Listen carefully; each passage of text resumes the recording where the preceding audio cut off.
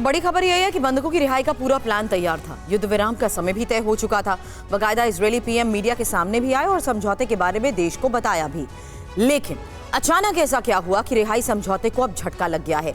तफसील से इसके बारे में जानकारी आपके सामने, क्योंकि सुरक्षा परिषद के अध्यक्ष हनेगबी का ये जो बयान सामने आया है उसके आधार पर यह माना गया कि शुक्रवार तक बंधकों की रिहाई नहीं होगी। लेकिन इंपॉर्टेंट ये भी है कि रिहाई में देरी के मायने भी हम आपको साथ साथ बता रहे हैं। जहां देखिए किस तरीके से इजरायल को हमास से धोखे का अंदेशा है। यही एक सबसे बड़ा सवाल खड़ा हो रहा है रिहाई में हो रही देरी को लेकर। हालांकि आज सुबह 10 बजे से रिहाई को लेकर खबरें आई थी और रिहाई की बातचीत जिस तरीके से आगे बढ़ रही थी उसको लेकर भी बयान आया था। लेकिन उसी आधार पर मायने भी समझिए, क्योंकि इजरायल को हमास के किसी प्लान के बारे में पता चला है।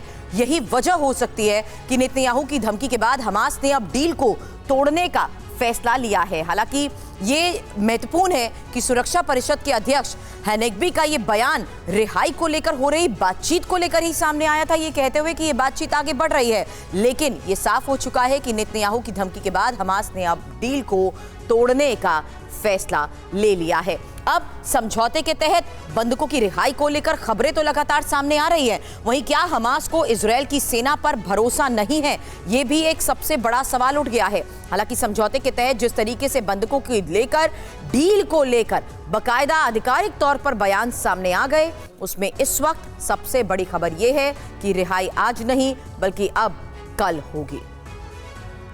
अब बंधकों की रिहाई को लेकर बने सस्पेंस को लेकर खबर यह है कि कुछ देर पहले ही नेतन्याहू ने डील को लेकर बड़ी बातें कही थी।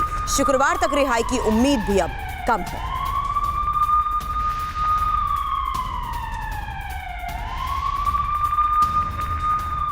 इजरायल के प्रधानमंत्री बेंजामिन नेतन्याहू ने हमास के नेताओं को खत्म करने के लिए मोसाद को आदेश दे दिया है। मोसाद जो कि सीक्रेट एजेंसी इजरायल की खुफिया एजेंसी जो अपने ऑपरेशन को 100% पूरा करती है। तो आदेश में क्या कहा गया? मोसाद को ऑर्डर हमास का खात्मा करना है।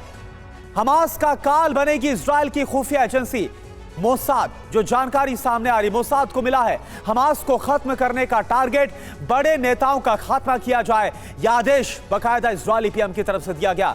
दुनिया के कोने कोने में जहां पर भी हमास के टॉप लीडर छुपे हुए हैं उन सबको टारगेट पर लिया गया है। इसके साथ ही इजरायल के प्रधानमंत्री बेंजामिन नेतन्याहू ने हमास के खात्मे का संपूर्ण ऑर्डर दे दिया है। आदेश के बाद मोसाद ने अब लिस्ट बनानी भी शुरू कर दी। यानी जो समझा जा रहा था कि क्या ये जो बंधकों की रिहाई है, ये जो समझौता होने की बात कही जा रही है, ये जो सीजफायर की बात है, इसके बाद हमास के खिलाफ इजरायल का ऑपरेशन रुक जाएगा, ऐसा बिल्कुल भी नहीं है।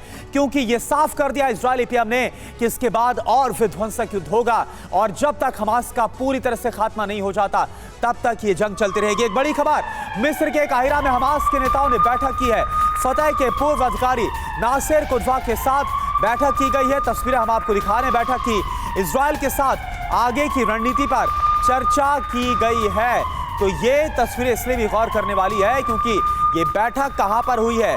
मिस्र के काहिरा में बैठक हुई है। हमास के नेता इस बैठक में मौजूद हैं। फतह के पूर्व अधिकारी नासिर कुदवा के साथ बैठक हुई है। इजरायल के खिलाफ आगे क्या रणनीति होनी चाहिए, आगे क्या स्ट्रेटेजी अपनाई जानी चाहिए, इसको लेकर बाकायदा चर्चा की गई है।